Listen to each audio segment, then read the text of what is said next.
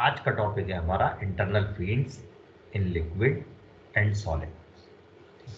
तो देखिए, अब तक जो हमने पढ़ा उसके अकॉर्डिंग जब भी हम किसी भी मटेरियल के ऊपर इलेक्ट्रिक फील्ड अप्लाई करते हैं तो उसके जो मॉलिक्यूल्स या एटम्स हैं वो पोलराइज हो जाते हैं।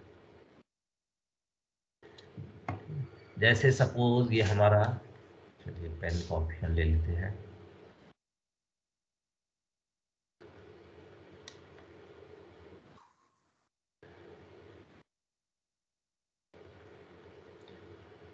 जैसे सपोज ये हमारा कोई एटम है और ये न्यूक्लियस है और हमने इस पर इलेक्ट्रिक फील्ड अप्लाई की। तो इलेक्ट्रिक फील्ड अप्लाई करेंगे इस पर तो ये पोलराइज्ड हो जाएगा, डाइपोल मोमेंट डेवलप हो जाएगा इस पर। इसकी जो सीजीज हैं वो डिस्प्लेस हो जाएंगी इलेक्ट्रिक फील्ड अप्लाई करने से। तो इस पर सपोज यहाँ अब हम डाइपोल मोमेंट को म्यू से रिप्रेजेंट कर रहे हैं तो इसके ऊपर डाइपोल मोमेंट डेवलप हो जाएगा। पर हम जैसा जानते हैं कि डाइपोल मोमेंट डेवलप हो जाने पर या डाइपोल बन जाने पर एटम के ऊपर अपना एक अलग इलेक्ट्रिक फील्ड आ जाता है, जो आपने शायद 12th वगैरह में कहीं पढ़ा होगा कि E equals to 1/4πε0 P over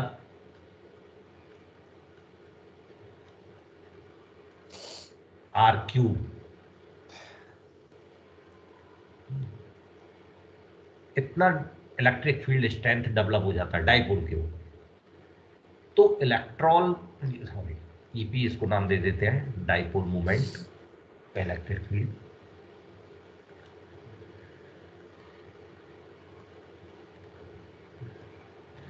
dipole moment, dipole की वजह से डेवलप इलेक्ट्रिक फील्ड, तो ये भी इसके अंदर मौजूद होता है। तो अगर हम इलेक्ट्रिक फील्ड अप्लाई करते हैं तो एटम के ऊपर डाइपोल मोमेंट आ जाता है और उसका भी अपना एक फील्ड क्रिएट हो जाता है। हम जब पोलराइजेशन की बात करते हैं मटेरियल के ऊपर तब हम कैलकुलेट करते हैं कि जो पोलराइजेशन होता है वो टोटल नंबर ऑफ एटम्स पर unit volume into dipole moment होता है। एक एटम के ऊपर कितना डाइपोल मोमेंट है और उस पर यूनिट वॉल्यूम कितने एटम है उसमें, उससे हम जो है वो पोलराइजेशन कैलकुलेट करते हैं। पर पोलराइजेशन जो है, जैसा कि हम जानते हैं कि इलेक्ट्रिक फील्ड अप्लाई करने से डेवलप होता है, तो ये P equals to N alpha E और इनटू E हो गया जो हमने फील्ड अप्लाई किया। इतना पोलराइजेशन हमने कैलकुलेट करना सीखा था। लेकिन अगर हम यहां इस केस को अगर जरा गौर से देखें, माइक्रो लेवल पर जाएं, तो पूरे मटेरियल में तो ढेरों एटम पड़े होंगे और जब हम इलेक्ट्रिक फील्ड अप्लाई करेंगे तो सपोज ये वाला एटम जो है वो पोलराइज हुआ, इस पर डाइपोल मोमेंट आया, तो इसका अपना एक फील्ड भी होगा जो हमने ईपी से दिखाया हुआ है। तो अब इससे अगले वाले एटम के ऊपर, इस एटम के ऊपर एक तो ये वाला फील्ड एक्ट हो रहा है, काम कर रहा है, और दूसरा इस एटम का फील्ड काम कर रहा है। तो इस एटम के ऊपर दो फील्ड काम कर रहे हैं बजाय एक के। जबकि इस फॉर्मूले में हमने सिर्फ एक ही फील्ड कंसीडर किया था जो अप्लाइड वाला था। और अगर इस वाले एटम को देखें तो इस वाले एटम पर तीन काम करेंगे, एक, दो और तीसरा जो अप्लाई फील्ड है इसके ऊपर चार काम करेंगे। तो इस तरह से अगर हम देखें तो हम सिर्फ अपना पोलराइजेशन कैलकुलेट करने के लिए सिर्फ और सिर्फ एक्सटर्नल फील्ड को ही इंक्लूड कर रहे हैं, जबकि हम देख रहे हैं कि जो नियर बाई एटम्स है उनका फील्ड भी उनके पोलराइजेशन में अपना रोल प्ले करता है। हमने इस फील्ड को इंक्लूड नहीं किया, इसी को हम बोलते हैं इंटरनल फील्ड। इंटरनल फील्ड जो होता है वो due to nearby atoms या सराउंडिंग एटम्स जो फील्ड होता है और जो अप्लाइड फील्ड होता है, इनका सम होता है। इसे लोकल फील्ड भी बोल देते हैं। मीन्स जो इंटरनल फील्ड है ये सम होता है अप्लाइड इलेक्ट्रिक फील्ड का और electric field due to surrounding dipoles का। तो आज हम ये कैलकुलेट करेंगे कि कितना इंटरनल फील्ड्स जो है वो डेवलप होता है किसी भी मटेरियल में जब हम फील्ड अप्लाई करते हैं। यहां एक और इंटरेस्टिंग चीज नोट करने की है, इंटरनल फील्ड उन्हीं जगह पर अपना रोल प्ले कर पाता है जहां एटम्स के बीच में जो डिस्टेंस है, ठीक है, वो बहुत कम हो, यानी एटम्स जो है वो क्लोजली पैक्ड हो। तो ऐसा जैसा कि हम जानते हैं कि सिर्फ सॉलिड और लिक्विड्स के केस में ही देखने को मिलता है, गैसेस के केस में तो एटम फ्री टू मूव होते हैं, दूर दूर होते हैं। तो गैसेस के केस में इंटरनल फील्ड का रोल नहीं होता है, वहां सिर्फ अप्लाइड फील्ड ही होता है। सॉलिड और लिक्विड के केस में इंटरनल फील्ड अपना रोल प्ले करता है। ठीक है, तो अब हम कैलकुलेट करेंगे कि कितना इंटरनल फील्ड जो है यहाँ डेवलप हुआ। चलिए इसके लिए हम इसको इरेज कर लेते हैं, बोर्ड साफ कर लेते हैं।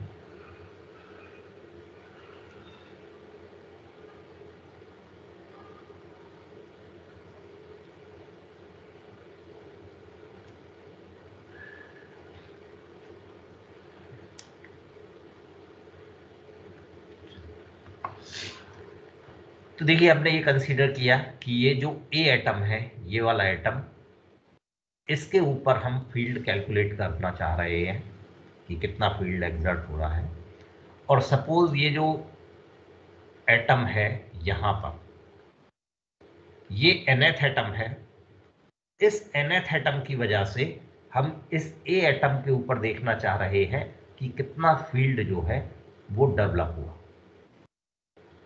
ठीक, ये कितना फील्ड एक्सपीरियंस कर रहा है ए एटम इस nth एटम की वजह से।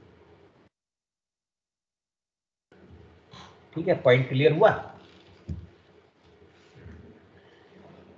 तो चलिए फिर इलेक्ट्रिक फील्ड स्ट्रेंथ निकालते हैं due to this nth atom on atom A.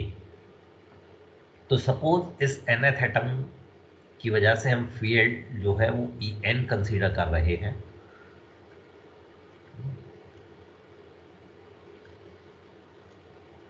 तो यहां हमने कुछ कंसीडरेशन ली है जिसके अकॉर्डिंग एटम से एटम के बीच की डिस्टेंस, ये देखिए हमने स्मॉल ए से दिखाई है। डाइपोल मोमेंट इसका म्यू आई लिया हुआ है। वो सर्किल जो हेड एरो के हेड पर आ रहे हैं, तो इन सर्किल को हमने पॉजिटिव माना है, सॉरी, इन सर्किल को हमने नेगेटिव माना है। पॉजिटिव टू नेगेटिव होती है ना जो आपकी सीजीज होती है।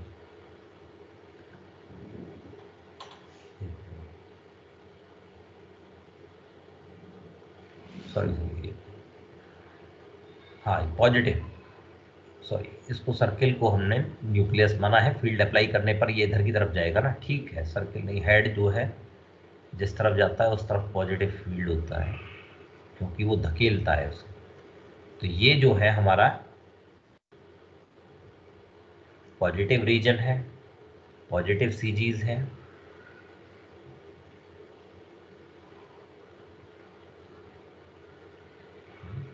इनको हमने डार्क करके दिखा रहे हैं। और जो खाली स्फेयर्स हैं ये हमारे जो है ये नेगेटिव सीजीज को डिनोट कर रहे हैं।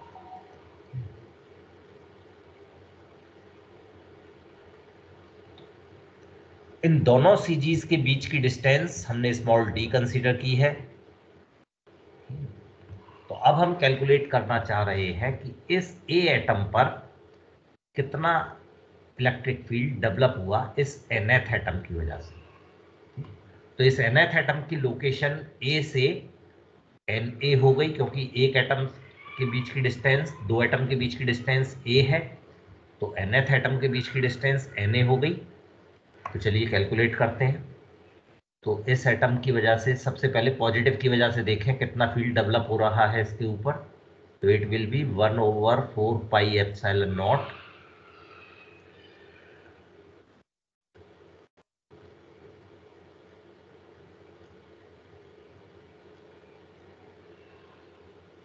क्यू। जेडी चार्ज हमने मान लिया इसके ऊपर है, न्यूक्लियस के ऊपर। तो और माइनस जेडी चार्ज जो है वो इलेक्ट्रॉन क्लाउड का है। तो Z E, Z number of electrons है। चार्ज ये हो गया आपके positive Q over R square होता है। आर स्क्वायर का मतलब आर है डिस्टेंस ए एटम की nth एटम से Na, तो Na का स्क्वायर। इतना फील्ड होगा इस पॉजिटिव की वजह से।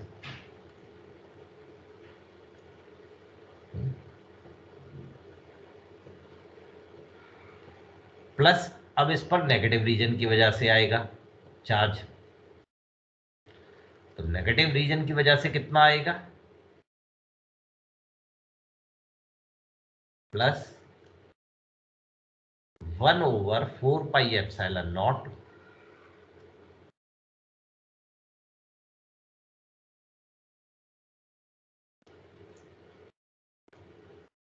इंटू चार्ज कितना है इस बार माइनस जेड ई।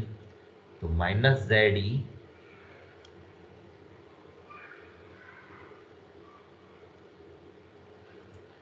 और डिस्टेंस कितनी है, डिस्टेंस हो गई इस बार Na, और Cg सेपरेट है d डिस्टेंस से, तो Na प्लस डी, तो Na प्लस डी का होल स्क्वायर।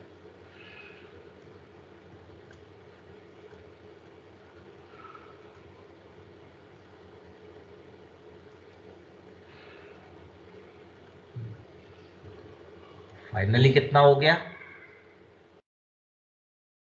फाइनली ये हो गया En equals to 1/4 pi epsilon not, ये कॉमन आ गया,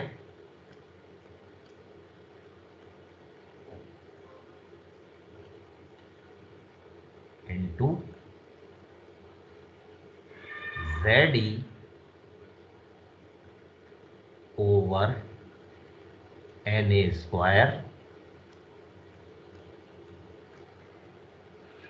minus Z E over Na plus D whole square.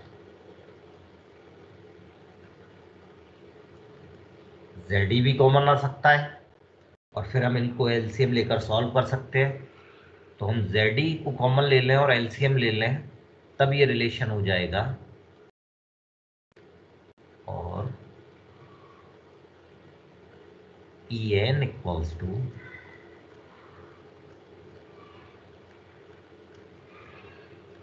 Z E over 4 pi epsilon not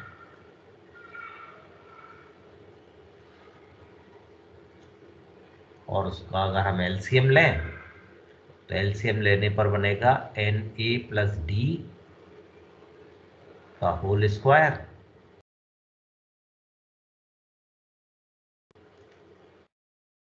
minus Na whole square upon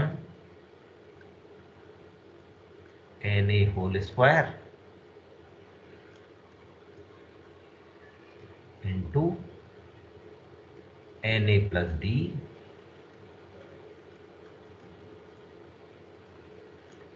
whole square.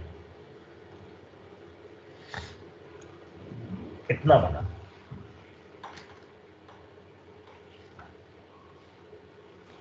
और इसको simplify किया जा सकता है, अगर हम इसके स्क्वायर्स को ओपन कर लें तब ये रिलेशन हो जाएगा। तो Na स्क्वायर माइनस का Na स्क्वायर प्लस का ये तो कट जाएंगे, तो ये रिलेशन बन जाएगा हमारा, और En इक्वल्स टू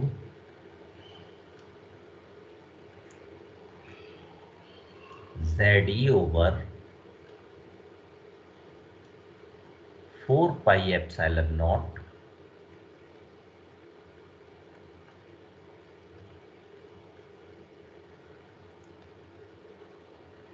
तो 2NAD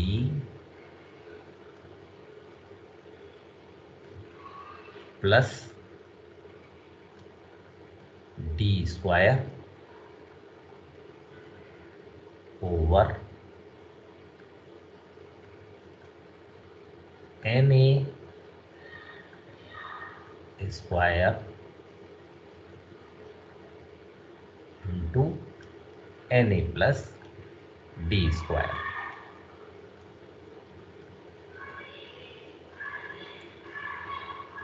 तो ये हमारा nth इलेक्ट्रिकल फील्ड जो है ये बना इस ए एटम के ऊपर।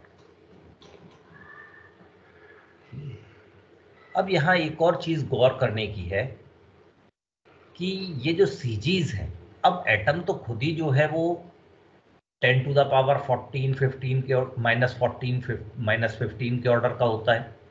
तो इनके बीच में जो सीजीज डेवलप होती हैं उनके बीच की डिस्टेंस तो बहुत ही कम होती है।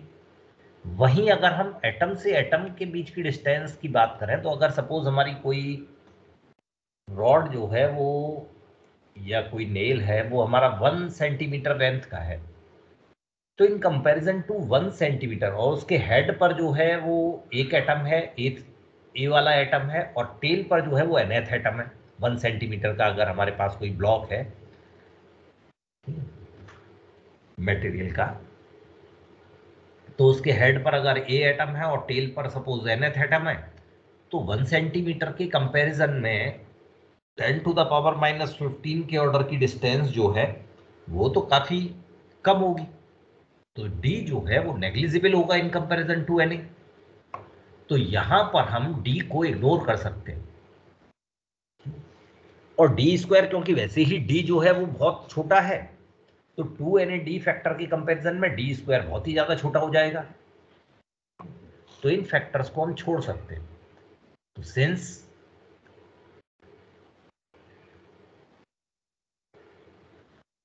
Na is very very greater than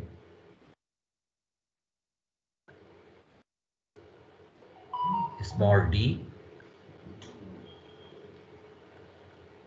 therefore En will be equals to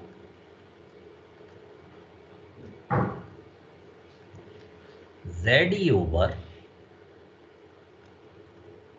4 pi epsilon naught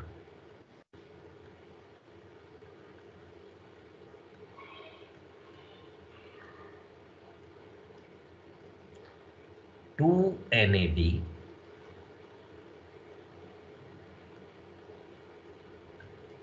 over Na,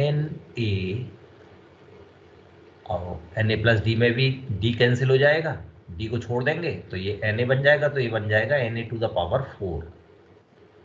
अब एक Na ऊपर है और एक नीचे टू द पावर 4 है, इसको भी कर लेते हैं। तो ये हमारा बन जाएगा En इक्वल्स टू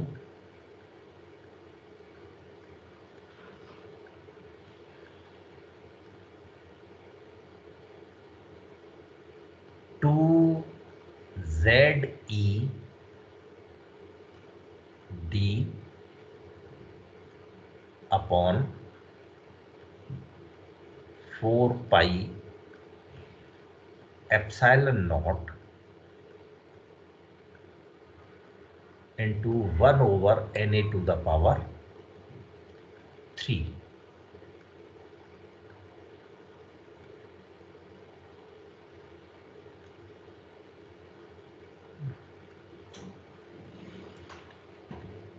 ये हमारा nth एटम के ऊपर जो फील्ड एक्सर्ट हुआ ये बना, से इट इज इक्वेशन नंबर 1। इतना फील्ड एग्जर्ट होगा इस ए एटम के ऊपर इस nth एटम की वजह से। एक और चीज यहां कैलकुलेट करते हैं कि अगर ये एटम d डिस्टेंस से सेपरेट हुआ है तो इस एटम के ऊपर डाइपोल मोमेंट कितना डेवलप हुआ। तो डाइपोल मोमेंट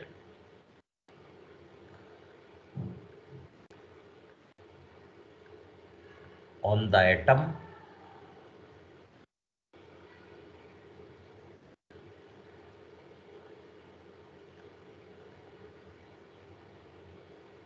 इसको हम म्यू आई से डिनोट कर रहे हैं। तो mu I will be equals to, और कितना होगा, चार्ज, चार्ज कितना है इसके ऊपर हमने बात किया था, जेडी, जेडी चार्ज हो गया, और डिस्टेंस कितनी है इन दोनों के बीच की, सी जी की, स्मॉल डी, तो ये हो गया small D.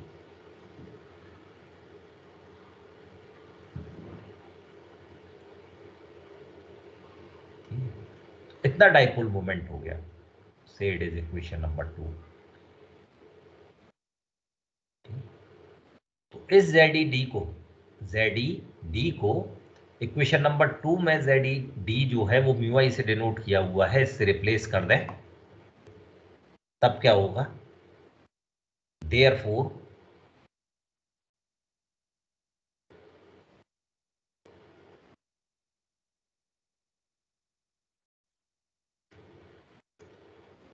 En will be equals to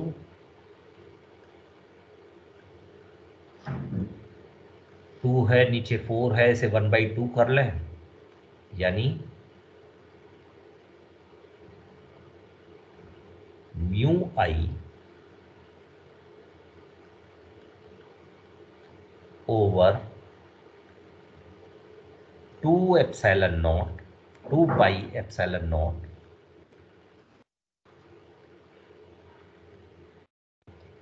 into 1 over n a q. इतना फील्ड डेवलप होगा इस एटम ए के ऊपर। तो ये तो एक एटम की वजह से था। इसके ऊपर लेफ्ट साइड, राइट साइड जितने एटम है सबको अगर इंक्लूड करें तो कितना होगा, तो ऑब्वियस है इसमें हम जो है समेशन लगाते हैं 1 n इक्वल्स टू 1 से लेके इन्फिनिटी, तो सारे एटम्स आ जाएंगे। ठीक है, तो टोटल फील्ड जो है, अगर हम इसको ई डैश से डिनोट करें तो total field due to atoms जो है, total field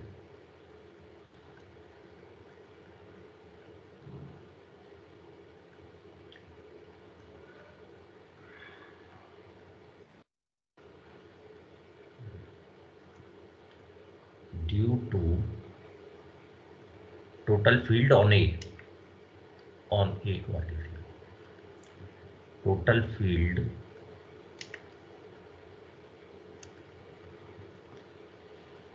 on capital A due to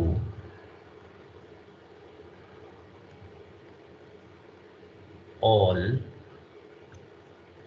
atoms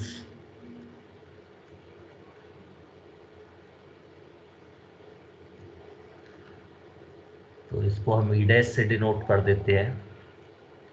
E dash will be equals to summation n equals to 1 to infinity into e n.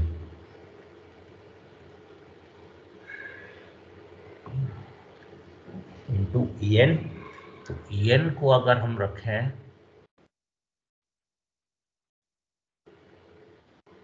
तो ये तो, एक मिनट, ई n तो ये nth एटम का हुआ, ये एक साइड का है, हमें दोनों साइड का, अब ए के इस साइड भी जो है वो एटम्स है, तो उनका अगर इस साइड में nth एटम है तो उसका भी तो इसके ऊपर अप्लाई होगा।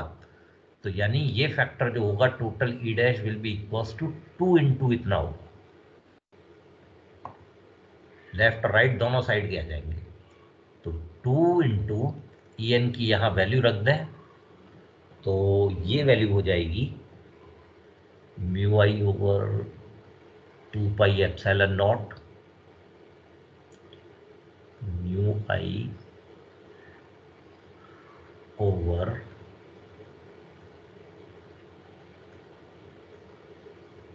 2 pi epsilon not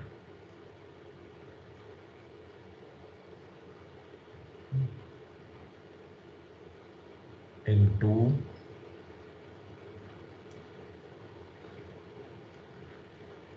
sigma n equals to 1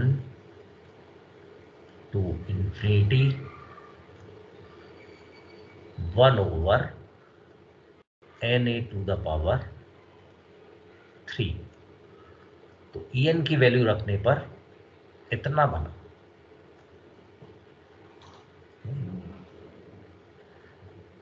तो अब हम टोटल फील्ड लिख सकते हैं कि टोटल फील्ड जो है वो ए के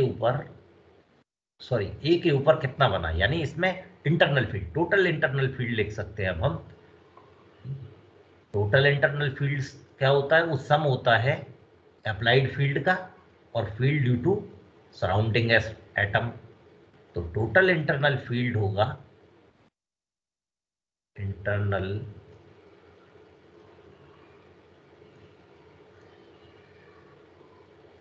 फील्ड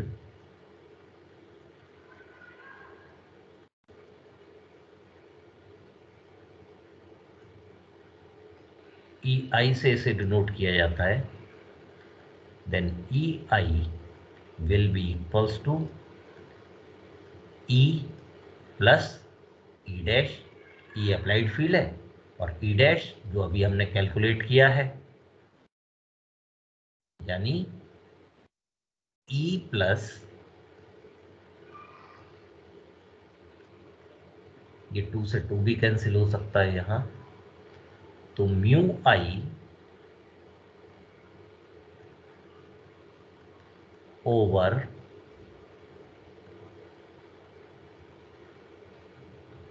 पाई एप्सिलॉन नॉट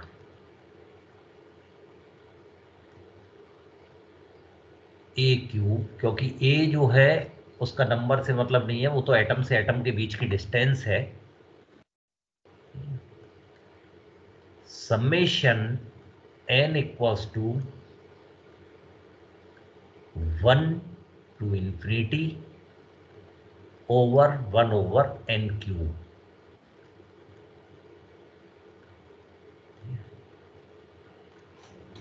ये नंबर 1। और summation n equals to 1 to infinity 1 over n cube, इसकी वैल्यू आप निकाल सकते हैं। ये वैल्यू आती है 1.2। इसको अगर कैलकुलेट करें तो ये वैल्यू जो है 1.2 आती है। तो इसको हम लिख सकते हैं अब इस इक्वेशन को, यानी इंटरनल फील्ड जो होगा, टोटल जो एक्सर्ट होगा किसी भी पर्टिकुलर एटम के ऊपर ड्यू टू ऑल एटम्स, ये होगा E plus 1.2 into dipole moment mu I upon pi epsilon not a q. इतना इंटरनल फील्ड जो है वो डेवलप होगा किसी भी एटम के। कितने नंबर, ये हो गई हमारी equation number 4।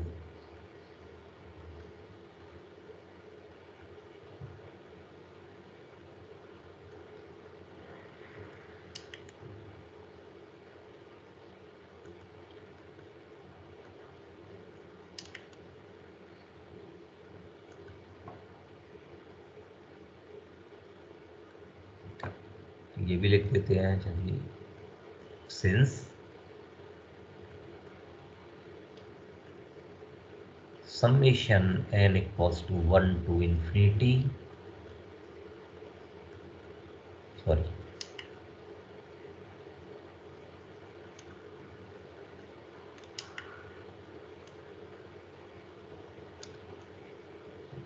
1 to infinity 1/n³, इसकी वैल्यू होती है 1.2।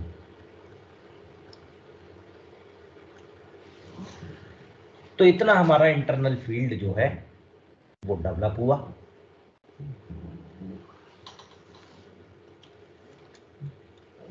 इन केस अगर हमारा मटेरियल जो है वो सॉलिड मटेरियल है,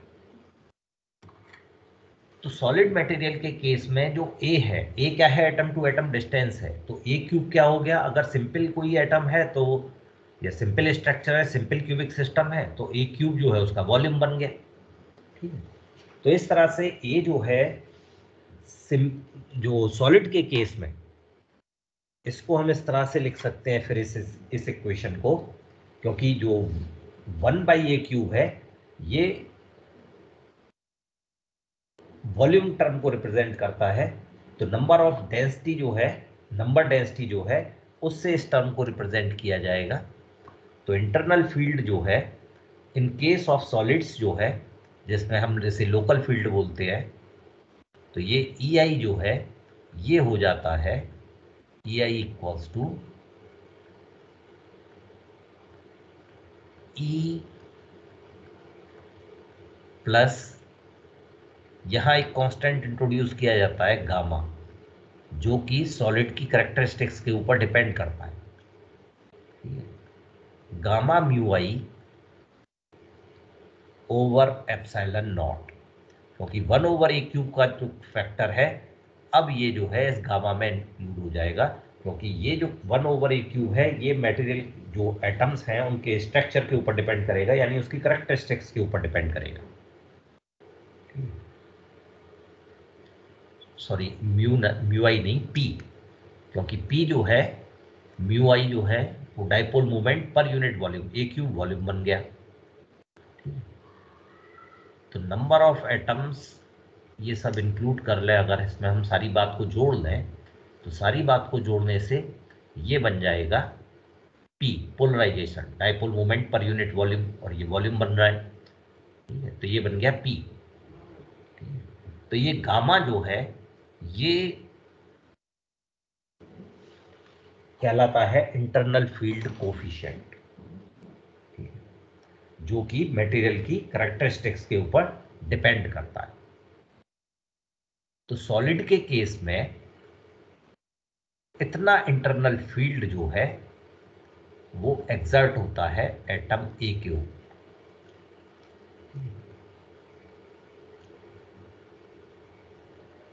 where gamma is known as internal field coefficient.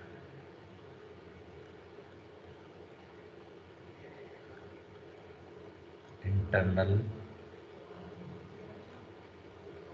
field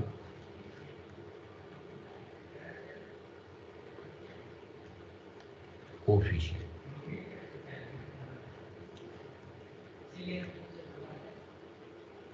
coefficient है तो इसकी वैल्यूज जो है डिफरेंट डिफरेंट स्ट्रक्चर के लिए कांस्टेंट होनी चाहिए। तो अगर हमारा मटेरियल जो है वो सिंपल क्यूबिक क्रिस्टल है, फॉर सिंपल क्यूबिक देखने में ये आता है, फॉर क्यूबिक सिमेट्री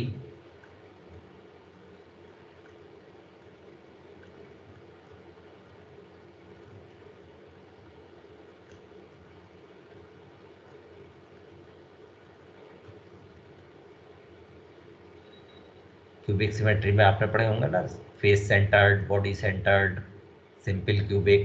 तो अगर क्यूबिक सिमेट्री को पजेस कर रहा है मटेरियल, तो क्यूबिक सिमेट्री के केस में गामा की जो वैल्यू होती है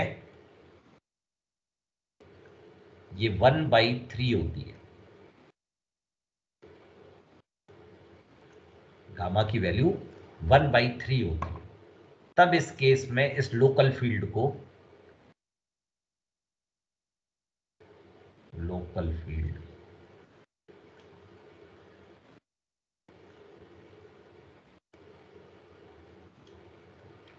इस लोकल फील्ड को हम लिख सकते हैं EI इक्वल्स टू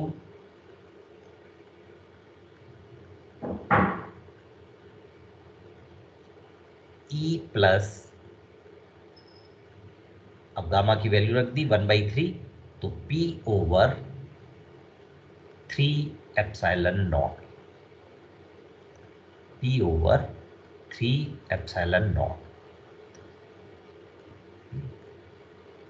ये क्यूबिक सिमेट्री के केस में होगा। और इस केस में हम इस फील्ड को एक नया नाम से रिकॉल करते हैं, उसको हम बोलते हैं लॉरेंस फील्ड। इसको हम बोलते हैं लॉरेंस फील्ड क्यूबिक सिमेट्री के केस में। तो क्यूबिक सिमेट्री के केस में इतना लॉरेंज फील्ड के बराबर जो है वो फील्ड एक्सर्ट होता है किसी भी एटम के ऊपर। तो इस तरह से हम जो एग्जैक्ट फील्ड एटम एक्सपीरियंस कर रहा है उसको कैलकुलेट कर सकते हैं। तो ये था हमारा internal field in liquid and solid. तो आज फिर इतना ही रखते हैं।